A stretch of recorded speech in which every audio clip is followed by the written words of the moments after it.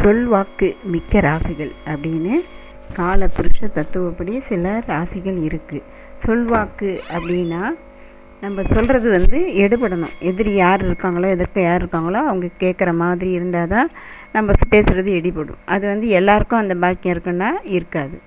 அவ்வளோதான், நம்ம கற்றுனா கூட நம்ப மாட்டாங்க. அவன் ஏமாற்றி பேசினா கூட அதை நம்பிடுவாங்க. நிறைய இது நம்ம இதில் முதலீடு செய்யுங்க, அதில் முதலீடு செய்யுங்கன்னா அவங்களுக்கெல்லாம் சொல்வாக்கு மிக்கவர்கள். அது தவறான வழி. அதே நல்ல வழியில் சொல்வாக்கு, அதாவது சொல்வாக்கு நம்ம சொல்கிற செயலை கரெக்டாக நேர்மையாக செய்யணும் அப்படிங்கிற இவங்களும் இருக்கிறாங்க. ஆனால் அதே சமயம் ஏமாத்துறவங்களும் இருக்கிறாங்க. 2 வகையில் சொல்வாக்கு மிக்கவர்கள் 2 வகை இருக்குது. அதில் யார் யார் எந்த வகைன்னா அவங்கவுங்க தான் தீர்மானிச்சுக்கணும். இப்போ சொல்கிறத யாராக இருந்தாலும், அது நல்லதுக்காக இருந்தாலும் கெட்டதாக இருந்தாலும் நம்பணும். நம்பினா தான் அவங்க சொல்கிறது எடுபடும். அது மாதிரி சில ராசிகளுக்கு கடவுளாக கொடுத்த பாக்கியம் அது. அதை தவறாக பயன்படுத்திக்கிறவங்க பயன்படுத்திப்பாங்க. நல்லதுக்கு பயன்படுத்துகிறது தான் நல்லது. அது சிலது அந்த சொல்லையே நம்ம தவறாக பயன்படுத்தி ஏமாற்றி வாழ்கிறவங்களும் இருக்கிறாங்க.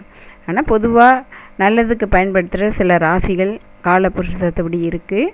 அந்த சொல்வாக்கு அவங்க பேசுகிறது எடுபடும். என்ன தான் நல்லா வசதியாக இருந்தால் கூட அவன் பேசி எடுபடாது. ஆனால் ஏழ்மையாக இருப்பான், அவன் பேசி எடுபடும். அதுக்கு சில காரணங்கள். சொல்வாக்கு மிக்க ராசிகள் ரிஷபம், மிதுனம், கடகம், சிம்மம், கன்னி, விருச்சகம், கும்பராசிகள். இந்த ராசியெல்லாம் சொல்வாக்கு மிக்க ராசிகள்.